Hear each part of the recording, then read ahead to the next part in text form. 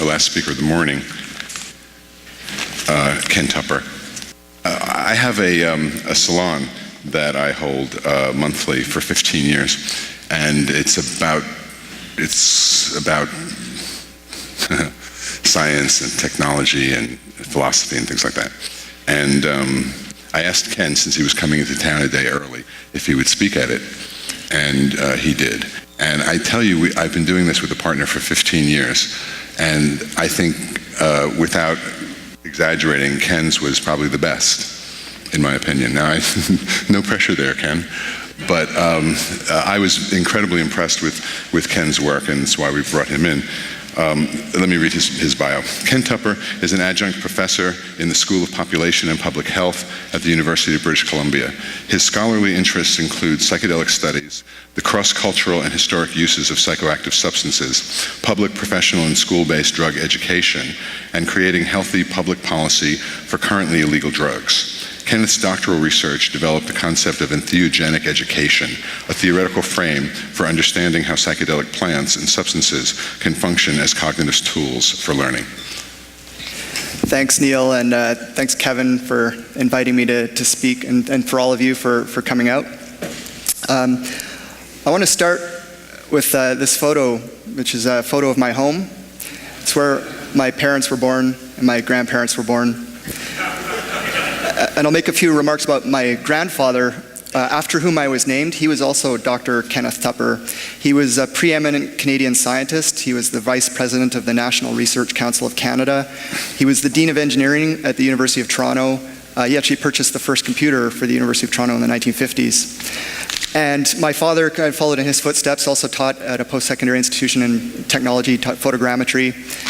And so I was raised to be a scientist. And for my childhood and early teens, thought, that was the royal road to truth. So pretty much most of the issues have been solved. There's a few loose ends to tie up, but science was definitely going to get us there. And then in my mid-teens, I had some experiences that I'm sure most of you can relate to, that challenged my belief that science had all of the ways of knowing that we're valuable in the world. And that really sort of opened my mind. I went on and studied philosophy, because I thought, there's no more urgent questions to study than those of epistemology and ontology and metaphysics. And became interested in, explaining what experiences I'd gone through and why they weren't valued more in our culture. So I began to do some reading, learned that there was a long tradition historically in our own culture.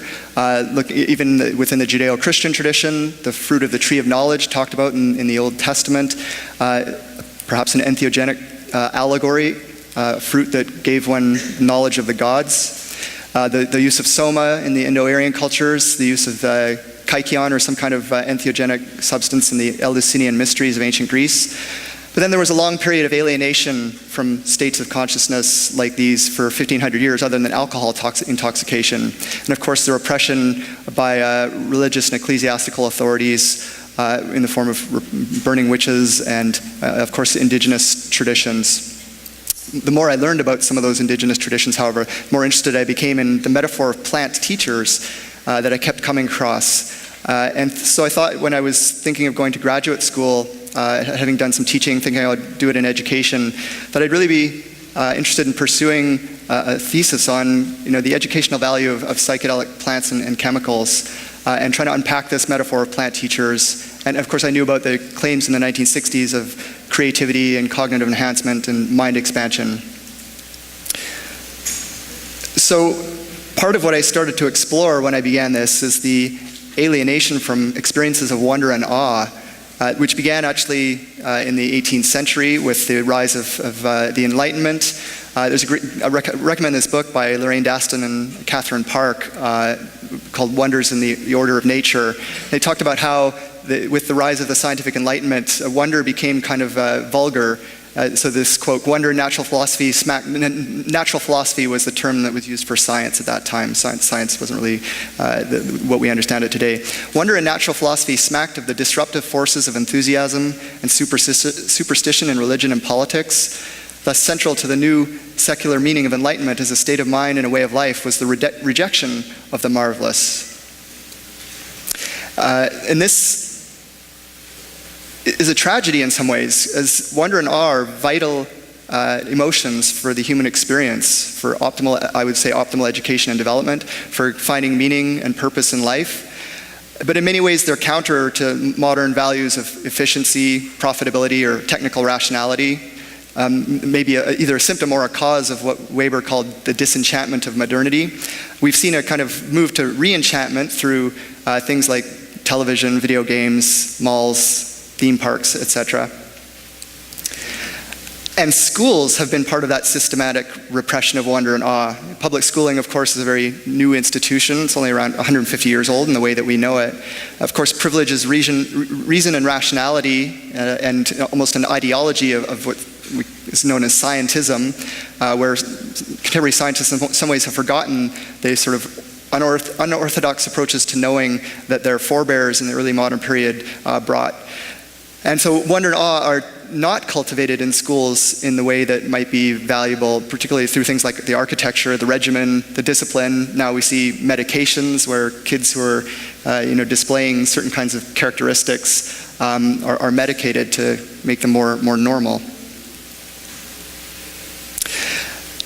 I drew on the work of one of my professors, Kieran Egan, who wrote a great book called The Educated Mind. He talked about the conflicted aims of schooling, arguing that schools are trying to do several things at once and does none of them very effectively. So on the one hand, they're trying to socialize, get young people to grow up and be factory workers and have 2.3 kids and white picket fence. On the other hand, they've got this ambition of Platonic truth-seeking coming out of ancient Greece, but obviously that's kind of in conflict with the socialization element. There's the self-actualization coming out of Jean-Jacques Rousseau and the idea of allowing the organic child to flourish and find themselves, but also kind of in conflict with the first two. I would also add to this the public health function that's been further and further embedded in schools. So Kieran Egan asks if there's perhaps another way to conceive of what it means to be educated. And he drew on the ideas of a Soviet psychologist named Lev Vygotsky, who developed what's known as cultural historical school of philosophy and the extended theory of mind. And Vygotsky was really sort of an advocate of understanding how cognitive tools are important in our development as individuals and as cultures. So for Vygotsky, the primordial cognitive tools were literacy and numeracy, but then other examples were maps or mnemonic techniques, scientific instruments, things like abacuses, and of course now computers. But my question or query in my work was perhaps could we think of psychoactive substances as cognitive tools, particularly psychedelics, and could that metaphor be helpful in framing the way we think about these things and the potential risks or benefits, understanding them as tools. So Egan's ways, and if you go and check out his book, he talks about perhaps thinking of a fully educated person as having 5 types of understanding that he sees as kind of developmental in human cultural through early pre-civilization, through early civilization, and into the sort of modern period. So somatic understanding is pre-linguistics or rooted in the body. The mythic understanding is related to orality and the poetic or narrative storytelling function of traditional cultures. The romantic understanding was tied up with literacy and where we started to look at limits or extremes of experience.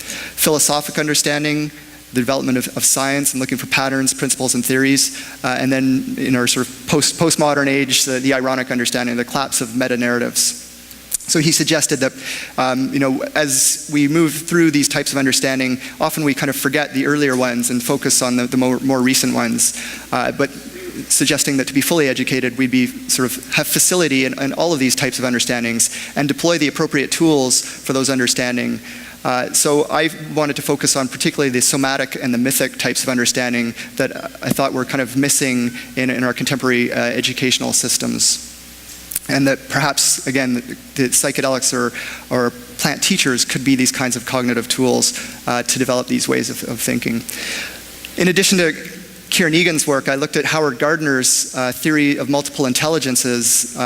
He wrote a book called Frames of Mind, where he was critiquing the mainstream sort of understanding of intelligence, the IQ tests, has focused largely on two types of intelligence: logical, mathematical, and linguistic intelligence. But he said he thought there was at least 7, so 5 additional ones: spatial intelligence, musical intelligence, kinesthetic, interpersonal, and interpersonal.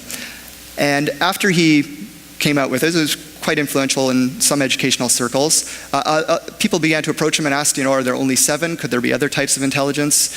So in 1999, he updated his thinking on this, suggesting that perhaps there's a naturalist intelligence. And he said, in traditional cultures it would be sort of knowing all of the different types of plants or animals in your environment, being able to categorize them well. In a contemporary world, it might be knowing cars. There's people who know makes and models of all different types of cars, so they've got this sort of way of understanding the world, a gift in that way. He said people approached him about a spiritual intelligence, and he wasn't willing to go there, but he entertained the idea of an existential intelligence. But he wasn't fully committed. He joked about having perhaps there's 8.5 intelligences. He wasn't willing to commit to the existential intelligence. He had a set of criteria, which I won't go through here, but he said, it met some of them.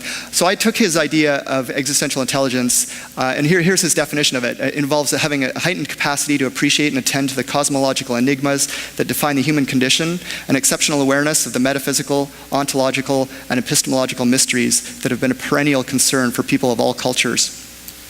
So I took his criteria for what constitutes an intelligence and said, if we can conceive of psychedelic and entheogenic substances as cognitive tools, perhaps we can better appreciate how they validate the idea of an existential intelligence. And sort of explored this in a paper that was ultimately published in the Canadian Journal of Education, which is a fairly conservative education journal. So I was pleased to have that accepted in venue. Of course, this idea wasn't mine originally. I'm sure it goes back far more historically than this, but I first sort of came across this actually reading books in my teens. Aldous Huxley's book Island was a big sort of game changer in my thinking about the world. But I came across this quote that he had specifically on education. In 1953, he wrote, "Under the current dispensation, the vast majority of individuals lose, in the course of education, all the openness to inspiration, all the capacity to be aware of other things than those enumerated in the Sears Roebuck catalog, which constitutes the conventionally real world. Is it too much to hope that a system of education may someday be devised which shall give results in terms of human development, commensurate with the time, money, energy, and devotion expended? In such a system of education, it may be that mescaline or some other chemical substance may play a part in making it possible for young people to taste and see what they have learned about at second hand in the writings of the religious or the works of poets, painters, and musicians." So I think it's beautiful. I think what he's describing here is again becoming facile in the area of existential intelligence. And of course, the latest neuroscience research is now corroborating some of these speculations. So the work of Catherine McLean and her colleagues at Johns Hopkins, that psilocybin has been associated with increased openness, so it's one of the big 5 personality traits. And then more recently with LSD, openness and optimism found to be enhanced in Robin Carhart-Harris's lab. Ayahuasca has been associated with increased mindfulness capacity and with divergent thinking and creativity. Of course, not just, and that's use of psychedelics in controlled clinical settings. Other research on population level data on psychedelics that are used in non-medical settings, i.e. for recreational, have been associated with reduced suicidality, reduced recidivism, and reduced intimate partner violence. So there's, I think, more and more scientific evidence coming from various avenues to point us in the direction of thinking beyond the healing function, which of course is tremendously valuable, but it may be that there's an even greater value in the non-medical or non-therapeutic benefits of these substances used, I think, in carefully controlled contexts where I think looking again at traditional indigenous cultural practices as the model, if these are tools that have real power, then we need to respect them as tools. A knife in the hands of a skilled chef or a master chef or a skilled surgeon can do miracles, but a knife in the hands of a child who thinks it's a toy can be potentially dangerous. So Looking again at the traditional indigenous ritual practices, ritual is a set of ordered, repetitious behavior, a collective symbolic action. It's a primordial social activity, often involving intergenerational education, so elders model responsible use. It's a form of liminal experience, often a rite of passage, again, something I think that's lacking in contemporary modern culture. And the ritual itself is a form of proto-harm reduction for psychoactive substance use, a safe container that's set that minimizes potential risks and maximizes potential benefits. So where might we go from all of this? There's a bit of a retrospective of where I've come from in my own thinking and academic work. In terms of the future, well, obviously more research is needed. We need healthy human subject clinical studies, both, again, therapeutic and non-therapeutic.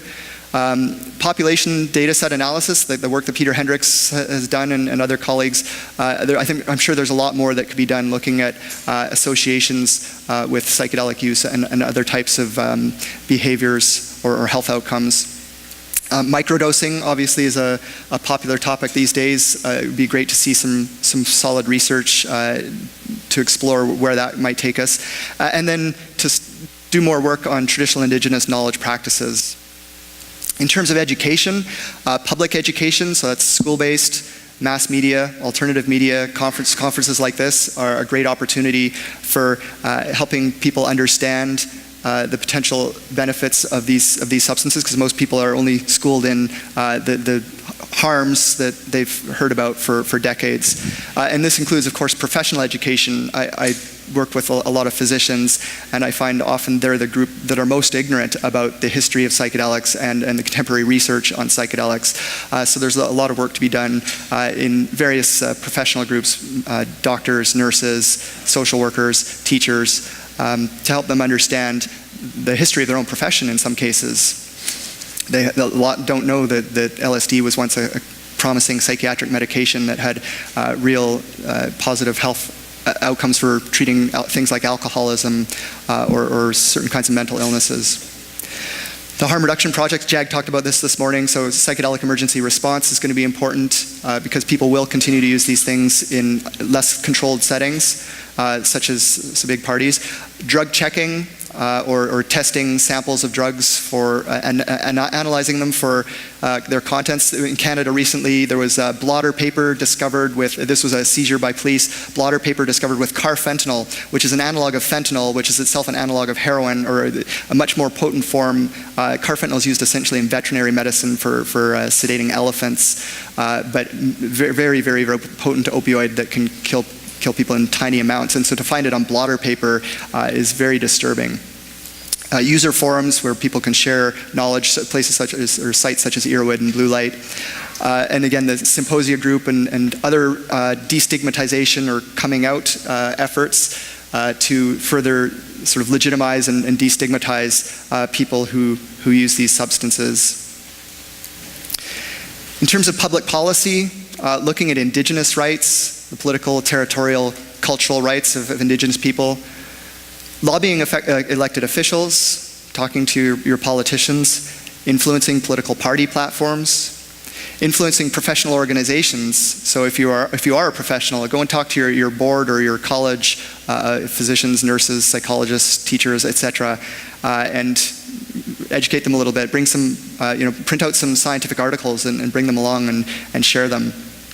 Engage health system leaders, funding agency officials, and other bureaucrats. There's lots of informal power structures that exist where these ideas can be shared and perhaps influenced, and then general social movement building.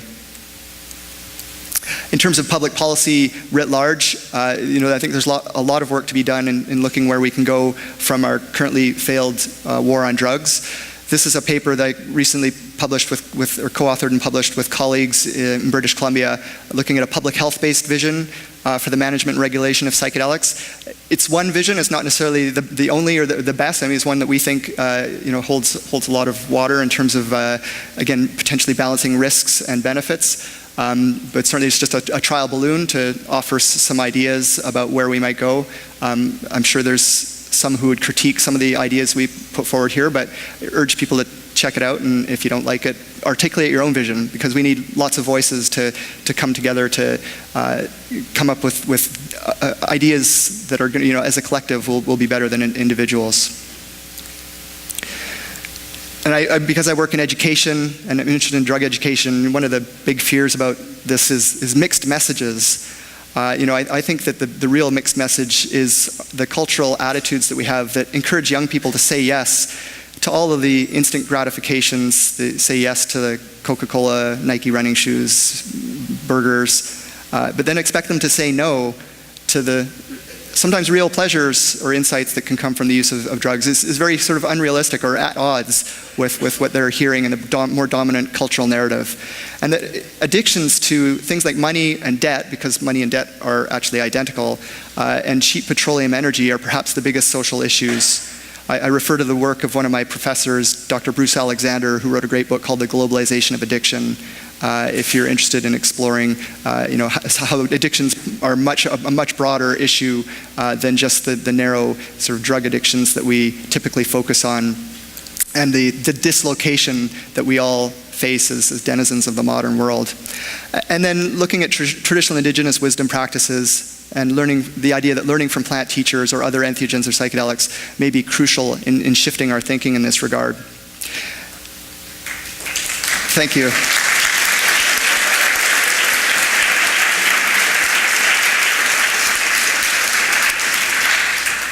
So my grandfather, when I was about, Dr. Kenneth Tupper, told me when I was about 10 years old that there was a report that had been written by a think tank in Europe called the Club of Rome, and the report was called The Limits to Growth. And I remember him telling me this was around 1980, so the report was published in 1972, that it was the most important thing that my generation was going to have to deal with. And after I didn't think much about it at the time, but I did remember that, and have since learned a whole lot more about that, and the fact that it was widely criticized by economists and sort of ignored, essentially.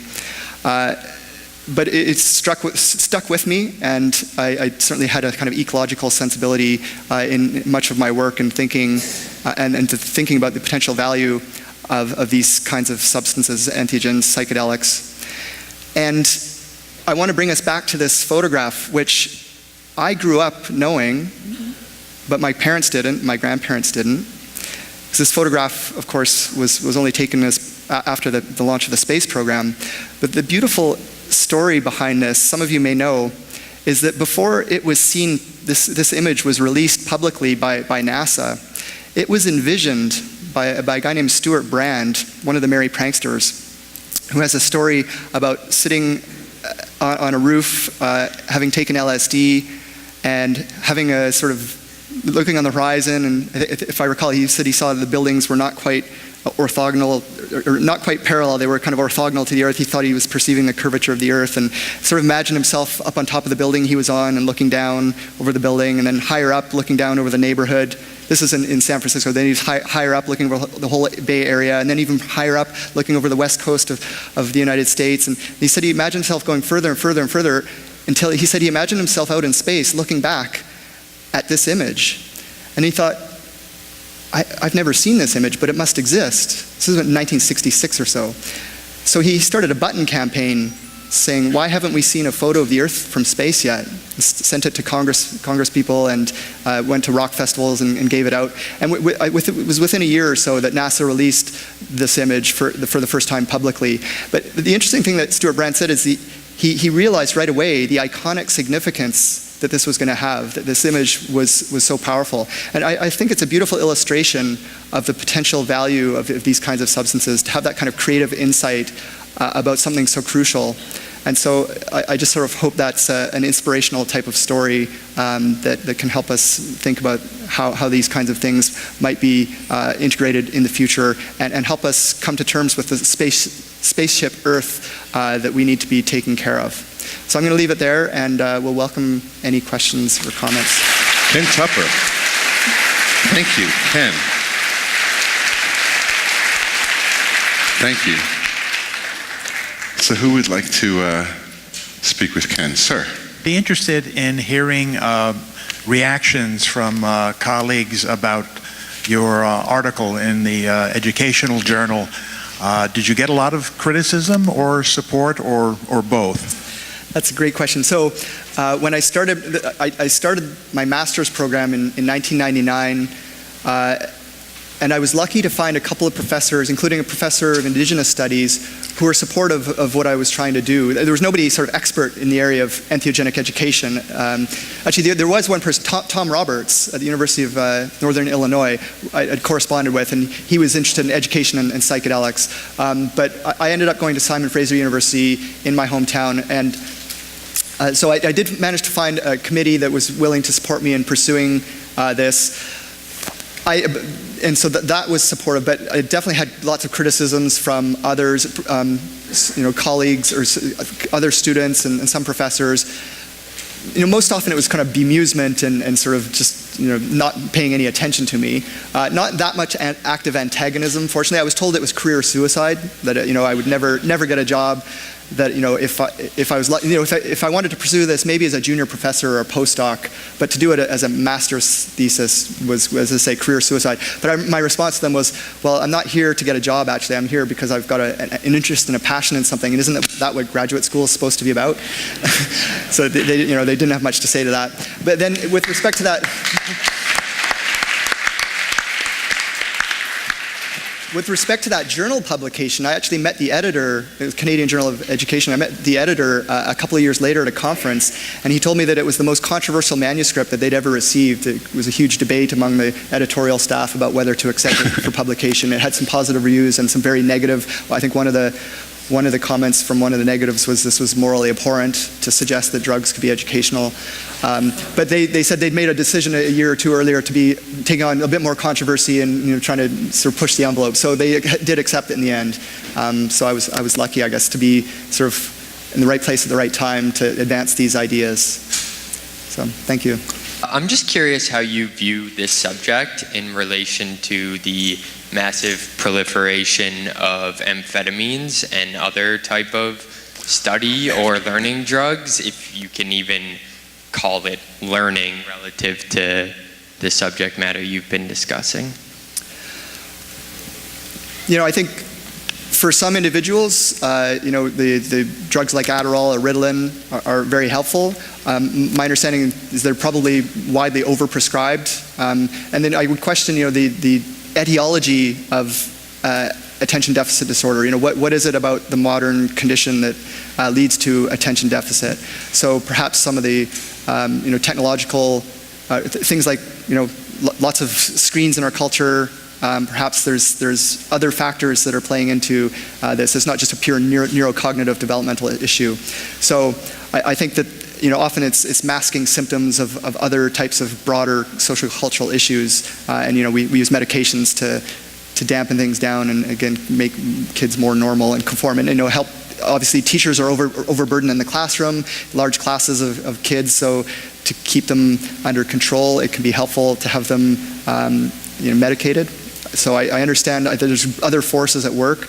So it's a complex issue, but I would say it's a challenging one. We need to think about perhaps other non-pharmaceutical alternatives to some of those issues. Another question. Hey, thanks for your presentation. So let's assume that your 10-year plan comes true, right? And so we study microdosing, and it turns out that it works for a lot of people. We study traditional medicine, indigenous rituals, things along those lines, and begin to implement them in society, and groups like Symposia and others begin to gain membership, become more popular, get integrated into their communities. And the United States government basically says, this all seems to look pretty good. We were wrong. Let's give it a shot. You guys are right. Let's begin to implement these things in our society. What would it look like after those 10 years? What if those 10 years were successful? Well, I mean, my own definition of success would be more than just sort of legalization or legal access to these things. I think it would be a massive socioeconomic transformation to create a system of social justice and economic justice globally, where economy and ecology are truly synonymous, right now they're completely, there's as much relation between ecology and economy as there is between astrology and astronomy today, although I think we've got it backwards. We think economy is what's real and solid and quantifiable, and ecology is this kind of hippy-dippy mumbo-jumbo thing. I would suggest that it's the other way around, and that we're going to, at our own peril, learn that the hard way. So I think my utopian, I guess, roots would be that there's going to be a much bigger transformation than just ending the war on drugs. That it's going to be a much bigger systemic change.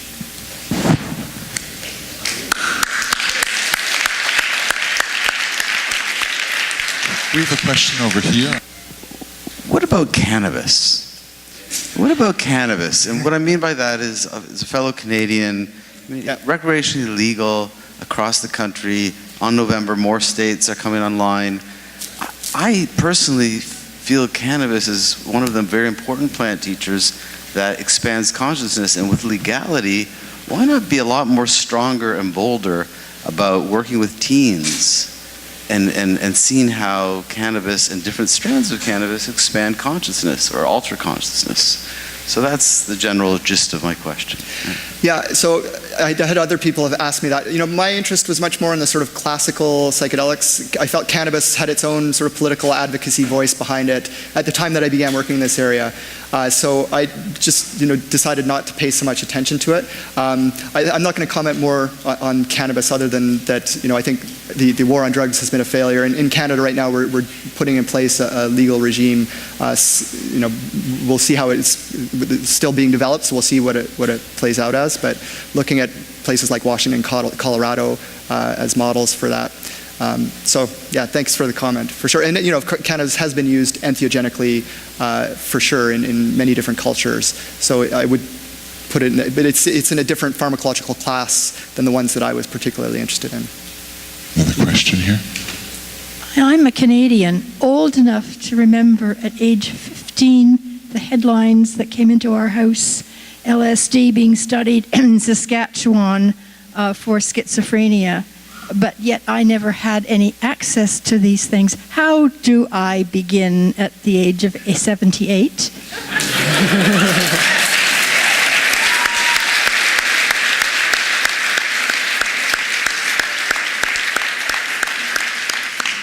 I wish I had a good answer for that question. I'm not, unfortunately, in a position to be able to recommend sources of currently controlled substances.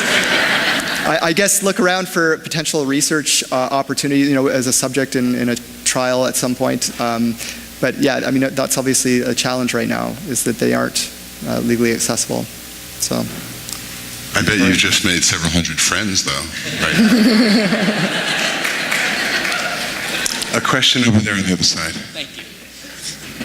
Sure. Hi. First of all, two questions. First one's stupid. What's your name again? I'm sorry, I just wanted to write it down in my notes. Oh, mine, perfect. Okay, well, the second one, in 2013, James Podeman did a study on problem solving in relation to something you were pretty much speaking on, in which he found that 40 out of the 44 participants that he was working with were able to get around their problems. I was just wondering, would your research later on be going into critical pedagogy and education in general, or could it extend to general problem solving and its applications in like a professional sense? So yeah, I'm aware of Jim Fadiman and his work, and of course, it's great that he's continuing to keep alive the stuff that he began back in the 60s. My agenda in my own work was really to create the discursive space for talking about the idea of plant teachers and psychedelics as cognitive tools. I haven't got any kind of research program to do this kind of work in a lab setting and to do sort of quantitative analysis of things. I would love to see that happen, but really my work's been more philosophy of education and to just sort of open up the context for having these discussions and not keep everything framed on, again, medical and therapeutic uses of these things are fantastic and I'm super supportive, but I'd love to see the conversation extended more broadly. And I understand that's happening elsewhere. And Jim Fadiman's obviously a great advocate of that line of thinking as well. And as I mentioned, Tom Roberts as well. So thanks. Lots of questions. That's a good thing. Hold on, I'm going to get somebody up here. Excuse me, sorry. Miss, please stand up. Hi, I have a question. I'm just not clear on this subject, and I don't know if you have any thoughts on it, but it's sort of drawing on the question from the gentleman over here, where it's, 10 years from now, and yes, you were right, let's go ahead with this. But what I don't understand is that if, like, psilocybin is in the public domain and there can't be any money made off of its patent, how would a drug company that's motivated by money, by capitalism, have the incentive to manufacture the drug? And if they don't, who will? And if they do, are they going to try to mess with the chemical composition so they can have something that's like mushrooms but isn't, so that they can make money off of the patent? Like, how will that work, actually having access so widely? You're speaking more about the medical uses, I suppose, but I mean, that's the challenge that MAPS faces. For example, they talk about themselves as Rick talks about MAPS as a nonprofit pharmaceutical company, and having to get the research dollars from philanthropic private donors. There is no currently, as I'm aware, any government money coming into this line of research, and certainly Big Pharma has no interest. In fact, I would say that it's anathema to them. These are highly effective short courses of treatment with non-patented medications. It's the exact opposite of the model that pharma wants to exploit. So, yeah, that's a big challenge. But I'm optimistic, being from Canada, where we have socialized medicine and governments are on the hook for the healthcare bills, that perhaps the economic logic of getting some really effective treatments in this domain may be an avenue for greater legitimacy. So, but it is a challenge for sure. I have a question here. Vygotsky has a concept called the zone of proximal development, and where too much learning overwhelms and too little learning is not challenging enough to engage.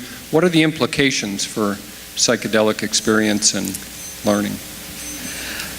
That's a great question. I haven't actually, I think, done enough work on some of the other aspects. I really just sort of took the cognitive tool element of Vygotsky's ideas as they were developed in Kieran Egan's work and ran with them from there. I haven't actually explored that, but I think it's a great idea. I mean, that looks, I would suggest perhaps just off the cuff that, again, the ritual space with intergenerational education component might lend itself to thinking about these in the area of, you talk about the zone of proximal development, which is a bit of jargon in Vygotsky's theories, where, learning to do something, to develop a skill requires putting someone into a space where they're not shooting too far and not kind of given too little in terms of the rope, I guess, to have the freedom to explore. So I honestly, I don't know. It's a great question, and maybe you can do some further thinking and let me know.